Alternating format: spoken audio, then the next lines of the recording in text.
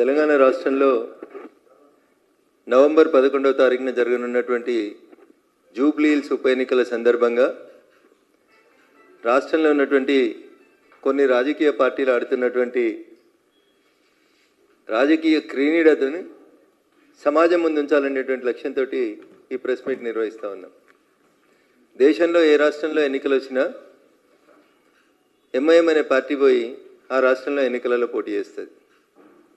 ఆఖరికి ఇదే నవంబర్ 11వ రోజు బీహార్లో జరిగేటువంటి ఎన్నికలలో కూడా ఎంఐఎం పార్టీ 30 సీట్లలో పోటీ చేస్తున్నామని ప్రకటించింది. 2020లో జరిగినటువంటి బీహార్ ఎన్నికల్లో 20 సీట్లలో ఎంఐఎం పార్టీ పోటీ చేసింది. ఆఖరికి ఏం లేదు సౌత్లో తమిళనాడులో అంటే తమిళనాడులో కూడా పోయి 2021లో తమిళనాడులో ఎలక్షన్స్ అయితే 3 స్థానాలలో పోటీ చేసింది ఎంఐఎం పార్టీ. 2021లోనే వెస్ట్ బెంగాల్లో ఎలక్షన్స్ అయితే 6 స్థానాలలో పోటీ చేసింది ఎంఐఎం పార్టీ. ఉత్తరప్రదేశ్లో 2022లో ఎలక్షన్స్ అయితే 95 స్థానాలలో పోటీ చేసింది ఎంఐఎం పార్టీ. తెలంగాణలో 2023లో ఎలక్షన్స్ అయితే 9 సీట్లలో పోటీ చేసింది ఎంఐఎం పార్టీ. ఉత్తరాఖండ్లో 2022లో ఎలక్షన్స్ అయితే 4 సీట్లలో పోటీ చేసింది ఎంఐఎం పార్టీ. రాజస్థాన్లో 2023లో ఎలక్షన్స్ అయితే 10 సీట్లలో పోటీ చేసింది ఎంఐఎం పార్టీ. అదే 2023లో మధ్యప్రదేశ్లో ఎలక్షన్స్ అయితే 4 సీట్లలో పోటీ చేసింది ఎంఐఎం పార్టీ. 2024 మహారాష్ట్రలో ఎలక్షన్స్ అయితే 16 సీట్లలో పోటీ చేసింది, 1 సీట్ గెలిచింది. 2024 జార్ఖండ్లో ఎలక్షన్స్ అయితే 1 సీట్ పోటీ చేసిర్రు, ఏం గెలవలేకపోయింది. ఆఖరికి మొన్న జరిగిన ఢిల్లీ శాసనసభ ఎన్నికలలో కూడా 2 స్థానాలలో ఎంఐఎం పార్టీ పోటీ చేసింది. ఎందుకు రగన్నా ఇదంతా చెప్తున్నామంటే ఎంఐఎం నగరంలో కానీ భాగ్యనగరంలో ఒక ఎన్నిక జరగబోతా ఉంది, ఉప ఎన్నిక జూబ్లీ హిల్స్లో. పోనీ అక్కడ ఎంఐఎంకి ఏం ఓట్లు లేవా అంటే 2014 తెలంగాణ రాష్ట్రం ఏర్పాటైన తర్వాత జరిగినటువంటి ఎన్నికలలో ఎంఐఎం పార్టీ 2014లో జూబ్లీ హిల్స్లో పోటీ చేసింది. జూబ్లీ హిల్స్లో పోటీ చేసినప్పుడు ఎంఐఎం పార్టీకి వచ్చిన ఓట్లు 41,656 ఓట్లు వచ్చినాయి. 2వ స్థానంలో నిలిచింది ఎంఐఎం పార్టీ. అప్పుడు 2014లో జూబ్లీ హిల్స్ని గెలిచింది తెలుగుదేశం పార్టీ గెలిచింది. తెలుగుదేశం పార్టీకి 50,898 ఓట్లు వచ్చినాయి. కాంగ్రెస్ 3rd ప్లేస్లో ఉంది, టీఆర్ఎస్ 4th ప్లేస్లో ఉంది. 2018లో పోటీ చేసిర్రు, 2023లో పోటీ చేసిర్రు. ఇవాళ వస్తున్నటువంటి ఉప ఎన్నికలలో ఎంఐఎం పార్టీ ఎందుకు జూబ్లీ హిల్స్లో తమ అభ్యర్థిని పెడతలేదు? దీని వెనకాల ఉన్నటువంటి కుట్ర ఏంది? ఒక్కసారి సమాజం అంతా ఆలోచించాలి. జూబ్లీ హిల్స్ ఓటర్ మహాశయులు ఆలోచించాలి. భాగ్యనగరంలో ఉన్నటువంటి మెజారిటీ ప్రజలు ఇలా ఆలోచించాల్సినటువంటి అవసరం ఉంది దీని గురించి. 2014లో దాదాపు 2వ స్థానానికి వచ్చి గెలుపుకు సమీపంలోకి వచ్చినటువంటి ఎంఐఎం పార్టీ ఇవాళ నవంబర్లో జరుగుతున్నటువంటి ఎన్నికల్లో ఉప ఎన్నికల్లో జూబ్లీ హిల్స్ ఉప ఎన్నికల్లో ఎవరికి మద్దతు ఇస్తుంది? తమ్ముడేమో టీఆర్ఎస్కి చేద్దామంటున్నట్టు, అన్ననేమో కాంగ్రెస్కి చేద్దామంటున్నట్టు. ఎంఐఎం పార్టీ కూడా ఇట్లా 2 రకాలుగా విడిపోతుందా? ఎవరి ప్రయోజనాల్ని కాపాడేందుకు ఎంఐఎం పార్టీ ఎన్నికలలో పోటీ చేస్తలేదు. ఎవరితో కుమ్ముక్కయ్యిండ్రు? దీని వెనకాల ఉన్నటువంటి కుట్ర ఏంటంటే డిసెంబర్లో రాబోతున్నటువంటి జిహెచ్ఎంసీ ఎన్నికల్లో ఎంఐఎం పార్టీకి మేయర్ పదవిని ఇచ్చేందుకు కాంగ్రెస్ పార్టీ లోపాయికారికంగా ఒప్పందం చేసుకొని ఎంఐఎం పార్టీ సూచించినటువంటి వ్యక్తికే కాంగ్రెస్ ఇలా జూబ్లీ హిల్స్ అభ్యర్థిగా నిలబెట్టబోతుంది అనేది నగ్న సత్యం. రేపు కాంగ్రెస్ పార్టీ అభ్యర్థి ఎవరు అనేది అధికారికంగా ప్రకటించబడిన తర్వాత ప్రజలందరికీ అర్థమవుతుంది ఈ క్యాండిడేట్ ఎంఐఎం క్యాండిడేటా, ఈ క్యాండిడేట్ కాంగ్రెస్ క్యాండిడేట్ అనేది ఒక్కసారి ప్రజలు ఆలోచించుకోవాల్సినటువంటి అవసరం ఉంటుంది. భాగ్యనగరంలో భారతీయ జనతా పార్టీ గత కార్పొరేటర్ ఎన్నికలలో 48 స్థానాల్లో గెలిచి ఎంఐఎం పార్టీతో సమానంగా సీట్లకు షేర్ చేసుకుంటున్నటువంటి ప్రస్తుత తరుణంలో జూబ్లీ హిల్స్లో భారతీయ జనతా పార్టీ ఎన్నికల్లో గెలిచిన మరుక్షణం భారతీయ జనతా పార్టీ మేయర్ అభ్యర్థినే గెలిపించుకుంటారనేటువంటి దీంతో బాధతోటి భయంతో కాంగ్రెస్ ఎంఐఎం 2 పార్టీలు కుమ్ముక్కై సంయుక్తంగా జాయింట్గా ఒక అభ్యర్థిని పెట్టబోతా ఉన్నాయి. అభ్యర్థి ఎవరు అనేది రేపు కాంగ్రెస్ పార్టీ డిక్లేర్ చేసిన తర్వాత ఎంఐఎం అభ్యర్థి పోయి కాంగ్రెస్ అభ్యర్థి అయినా, కాంగ్రెస్ అభ్యర్థి పోయి ఎంఐఎం అభ్యర్థి అవుతాడు అనేది చాలా స్పష్టంగా ప్రజలకు తెలుస్తుంది. అందుకనే వీటన్నింటినీ దృష్టిలో పెట్టుకొని ఎంఐఎంకి కాంగ్రెస్ పార్టీకి మధ్యలో జరిగిన ఒప్పందాన్ని దృష్టిలో పెట్టుకుని 119 శాసనసభ నియోజకవర్గాల్లో 7 కబ్రస్థాన్ల గురించి మాట్లాడినటువంటి కాంగ్రెస్ పార్టీకి ఎంఐఎం పార్టీ ఒత్తిడి చేసింది కాబట్టి జూబ్లీ హిల్స్లో అర్జెంటుగా కబ్రస్థాన్లు కట్టాల్సినటువంటి అవసరం వచ్చింది. ఎవరిని అప్పీజ్మెంట్ చేయడం కోసం కాంగ్రెస్ పార్టీ అప్పటికప్పుడు రాత్రులకు రాత్రులు జీవోలు తీసుకొస్తుంది, కబ్రస్థాన్ల గురించి చర్చలు ఏమనెత్తుతుంది అనేది ఒకసారి సమాజం ఆలోచించాలి. ఓటర్ మహాశైలు విఘ్నులైనటువంటి జూబ్లీ హిల్స్ ఓటర్ మహాశైలు ఆలోచించాలి. 2వ స్థానంలో ఉన్నటువంటి ఎంఐఎం పార్టీ అభ్యర్థిని పెట్టకుండా లోపాయికారికంగా ఏమేం బెనిఫిట్స్ కోసం కాంగ్రెస్ పార్టీతో చేతులు కలిపిందో చెప్పాలి. లేకపోతే ఢిల్లీలో పోటీ చేస్తారు, మహారాష్ట్రలో పోటీ చేస్తారు, ఉత్తరప్రదేశ్లో పోటీ చేస్తారు, ఉత్తరాఖండ్లో పోటీ చేస్తారు, తమిళనాడులో పోటీ చేస్తారు, జార్ఖండ్లో పోటీ చేస్తారు. ఇన్ని జాగాలలో పోటీ చేసే సత్తా ఉన్న ఎంఐఎంకి వాళ్ళు పుట్టిన భాగ్యనగరంలో పోటీ చేసేందుకు క్యాండిడేట్ లేడా సార్? పైసలు లేవా? ఎందుకు పోటీ చేస్తలేరు? ఇదే నవంబర్లో బీహార్లో ఎన్నికలు జరిగితే 30 మంది క్యాండిడేట్లు ఉంటారు. ఎంఐఎం పార్టీ పోయి బీహార్లో పోటీ చేసేందుకు ధైర్యం వస్తుంది. కానీ మీరు పుట్టిన భాగ్యనగరంలో మీరు ఎవరిని గెలిపించేందుకు మీరు అభ్యర్థిని పెడతలేరు అనేది ఈ సమాజం ఆలోచించాలనేది నేను ప్రజలను అప్పీల్ చేస్తా ఉన్నా. స్పష్టంగా కనబడతా ఉంది, కాంగ్రెస్ ఎంఐఎం 2 ఒకే తాను ముక్కలు. కాంగ్రెస్ ఎంఐఎం కలిసి ఉమ్మడిగా జూబ్లీ హిల్స్లో భారతీయ జనతా పార్టీ అభ్యర్థి గెలుపుని అడ్డుకోవడం కోసం చేస్తున్నటువంటి కుట్రగా దీన్ని ప్రజలు అర్థం చేసుకోవాలి. దాంట్లో భాగంగానే ఈ కబ్రస్థాన్లో పంచాయతీ వస్తూ ఉంది. 119 నియోజకవర్గాల్లో నేను మళ్ళీ అడుగుతున్న ముఖ్యమంత్రి గారిని, ఆఖరికి నీ కొడంగల్లో కూడా కబ్రస్థాన్కి జాగ ఇయ్యలే నువ్వు. ఈడెందుకన్నా గింత ఆగమేఘాల మీద పోలీసు వాళ్ళని పెట్టి, ప్లాటూన్లను పెట్టి, సీసీటీవీలు పెట్టి రాత్రి శ్మశాన వాటికలు కట్టాల్సిన, కబ్రస్థాన్లు కట్టాల్సిన అవసరం ఎందుకు వచ్చిందంటే ఆడ ఎంఐఎం పార్టీ కుంజి ఇస్తుంది, ఈడ కాంగ్రెస్ పార్టీ తిప్పుతా ఉంది దాన్ని. అందుకని ప్రజలు రేపు కాంగ్రెస్ కోటేయాలన్నా మీరు వేసిన ఓటు కాంగ్రెస్కి వేసినట్ట, ఎంఐఎం అభ్యర్థికి వేసినట్ట ఒక్కసారి ప్రజలు ఆలోచించుకోవాలి.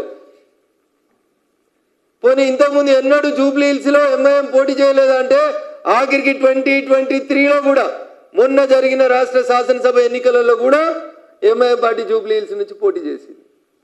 14లో సెకండ్ వచ్చిర్రు, తర్వాత కాంప్రమైజ్ పాలిటిక్స్, ఎవరు అధికారంలో ఉంటే వాళ్ళకు అనుకూలంగా అభ్యర్థులు పెట్టేటువంటి కార్యక్రమం. పోయినసారి 2023 ఎలక్షన్స్లో మహమ్మద్ అజారుద్దీన్ గారు కాంగ్రెస్ క్యాండిడేట్ అయితే ఎంఐఎం వీకెస్ట్ క్యాండిడేట్ని పెట్టి కాంగ్రెస్ని గెలిపించేందుకు ప్రయత్నం చేసింది. ఈరోజు నేరుగా ఎంఐఎం పార్టీలో పనిచేసిన వాళ్ళే వచ్చి కాంగ్రెస్ పార్టీ అభ్యర్థులు అయ్యేందుకు రంగం సిద్ధమవుతా ఉంది. అందుకని జూబ్లీ హిల్స్ ఓటర్ మహాశైలారా, తెలంగాణ సమాజం ఇవాళ ఒకసారి ఆలోచించుకోవాలి. కాంగ్రెస్ ఎంఐఎం 2 ఒకటై భవిష్యత్తులో తెలంగాణలో ఎన్ని ఘోరాలు చేయబోతుందో ఒకసారి ఆలోచించుకోవాలి. పొరపాటున, నేను మళ్ళీ చెప్తున్నా, పొరపాటున రేపు భాగ్యనగరం ఎంఐఎం అయితే బైన్సాలో ఏమవుతుందో ఒకసారి హిందూ బంధువులందరూ ఆలోచించుకోవాలి. బైన్సాలో ఎంఐఎం మేయర్ ఒక్కడు ఉంటే హిందూ ప్రాంతాలకి నల్ల రావు, నీళ్లు రావు, రోడ్లు రావు, చాలా ఏం చేసుకుంటారో చేసుకోరు అంటున్నాడు. ఒకవేళ పొరపాటున అదే దుస్థితి భాగ్యనగరానికి వస్తే ఒక్కసారి ఓటేసే కంటే ముందు దయచేసి ప్రజలందరూ ఆలోచించుకోవాలని అప్పీల్ చేస్తా ఉన్నా.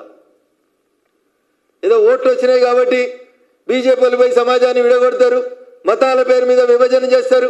చెత్తవాగుడు చెప్పేటువంటి చెత్త పెద్దలకు అందరికీ కూడా ఇదే సమాధానం. మేము సబ్కా సాత్, సబ్కా వికాస్, సబ్కా విశ్వాసాన్ని మేము ముందుకు పోతా ఉంటే మీరు జస్ట్ ఓట్ల కోసం, ఒక వర్గం ప్రజల్ని మీరు అప్పీల్ చేయడం కోసం మీరు చేస్తున్నటువంటి కుట్ర. అందుకని జూబ్లీ హిల్స్లో రేపు జరగబోయేటువంటి ఎన్నికల సందర్భంగా సమాజం అంతా ఆలోచించాలి. బాగా హైలీ ఎడ్యుకేటెడ్ పీపుల్ ఉంటారు, ఇంటలెక్చువల్స్, మేధావులు, సాఫ్ట్వేర్ మిత్రులందరూ ఆలోచించాలి. కాంగ్రెస్ ఎంఐఎం కలిసి భాగ్యనగరాన్ని ఏం చేయబోతున్నాయనేది ఒకసారి ఆలోచించుండ్రి. కాంగ్రెస్ గత చరిత్రను ఒకసారి చూడుండ్రి. కాంగ్రెస్ పార్టీలో ఒక ముఖ్యమంత్రి ఉంటే ఆ ముఖ్యమంత్రిని దించేందుకు కాంగ్రెస్ వల్లే మత కల్లోలాలు సృష్టించినటువంటి గడ్డ ఈ భాగ్యనగరం. రేపు జిహెచ్ఎంసీ ఎన్నికల్లో ఎంఐఎం గిట మేయర్ అయితే నేను మళ్ళీ చెప్తా ఉన్నా, బైన్సాకి భాగ్యనగరానికి తేడా లేకుండా పోతుంది. అందుకని కాంగ్రెస్ ఎంఐఎం కలిసి జూబ్లీ హిల్స్ ఉప ఎన్నికల సందర్భంగా తెరలేపిన చీకటి ఒప్పందానికి, చీకటి దోస్తానికి స్వస్తి పలుకుమని చెప్పి నేను ఓటర్ మహాశయులందరూ కూడా విజ్ఞప్తి చేస్తా ఉన్నా. కాంగ్రెస్ ఎప్పుడూ ముస్లింలని వంచింది, మోసం చేసింది, ఓట్లు వచ్చినప్పుడు మాత్రమే అప్పీజ్మెంట్ చేసింది తప్ప కాంగ్రెస్ ఎప్పుడు ముస్లింలని హక్కున చేర్చుకోలే, వాళ్ళకి ఏం చేయలేదు. ఏమైనా చేసాం, ఏం చేసినాం? పేదోళ్ళకి ఇల్లు కట్టించినాం, గ్యాస్ సిలిండర్లు ఇచ్చినాం, ఆఖరికి ముస్లిం ఆడబిడ్డలు కష్టపడొద్దని ట్రిపుల్ తలాక్ చట్టాన్ని రద్దు చేసి ముస్లిం ఆడబిడ్డల పక్షాన నిలబడ్డది భారతీయ జనతా పార్టీ, నరేంద్ర మోడీ గారి ప్రభుత్వం. ఇంత ముస్లింలతో దోస్తానని చెప్పేటువంటి కాంగ్రెస్ తెలంగాణలో 22 నెలలైంది, ఒక్క మంత్రి పదవి ఇచ్చిందా? ఏం చేస్తారు? ఓట్లు రాగానే తాయిలాలు ఇస్తారు, నలుగురు మత పెద్దల్ని మేనేజ్ చేసుకుంటున్నారు. ఈ అప్పీజ్మెంట్ పాలిటిక్స్ వల్ల అటు ముస్లిం సమాజానికి కూడా నష్టం జరుగుతుందని ఒకసారి వాళ్ళు కూడా ఆలోచించుకోవాలి. ఎంఐఎం కాంగ్రెస్ ఆడి ఈ రెండు ఆడేటువంటి నాటకంలో ముస్లింలు బలిపశువులు కావద్దని చెప్పి కూడా నేను ఈ సందర్భంగా వారికి కూడా హెచ్చరిక ఇస్తా ఉన్నా. కాబట్టి దయచేసి జూబ్లీ హిల్స్కి నవంబర్ 11వ తారీఖున జరగనున్నటువంటి ఉప ఎన్నికల్లో ఏ చీకటి ఒప్పందం ఎంఐఎం పార్టీని పోటీ చేయకుండా చేసిందో చెప్పాలి.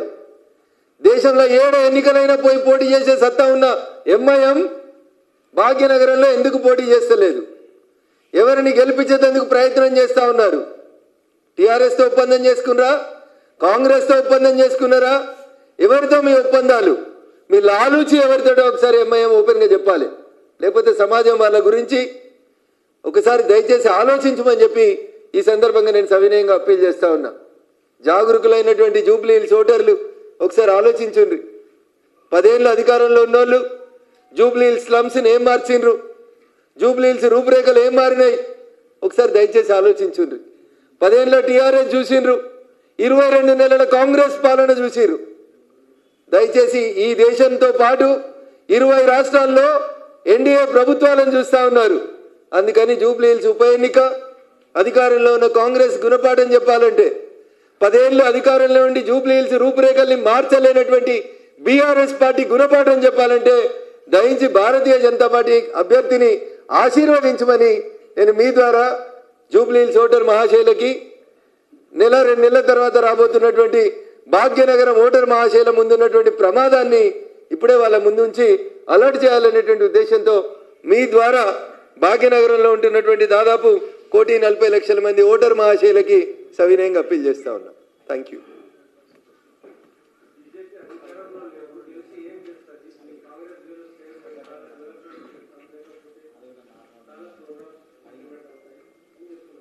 సో గెలిచిన 22 నెలల నుంచి వాళ్ళు ఇంప్లిమెంట్ చేసిన మంచి ప్రోగ్రాంలు, వాళ్ళకి నచ్చిన కాన్స్టిట్యున్సీ పేరు చెప్పమనంటే అడిగిపోయి మాట్లాడదాం.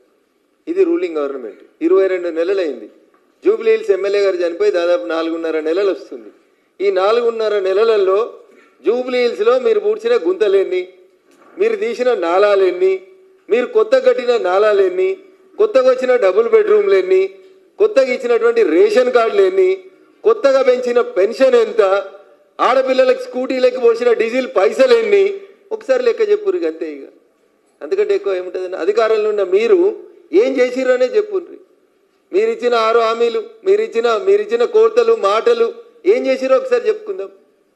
సో కాబట్టి రూలింగ్ పార్టీని ప్రశ్నించాలంటే మాకే ఎందుకు ఓటేయాలంటే, మేము ఒక్కలం గెలిచినా, ముగ్గురం గెలిచినా, 8 మందిని గెలిచినా ఎన్నడూ ఎవరికి తల వంచలే.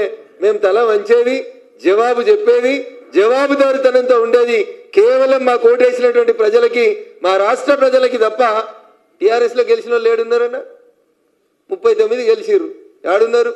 4 ఈనంగా పోతున్నారు, 5 ఆనంగా పోతున్నారు, 10 మంది అడిపోతున్నారు. నోటీస్ ఇస్తే ఒక ఆయన ఇటు అంటున్నాడు, ఒక ఆయన అటు అంటున్నాడు.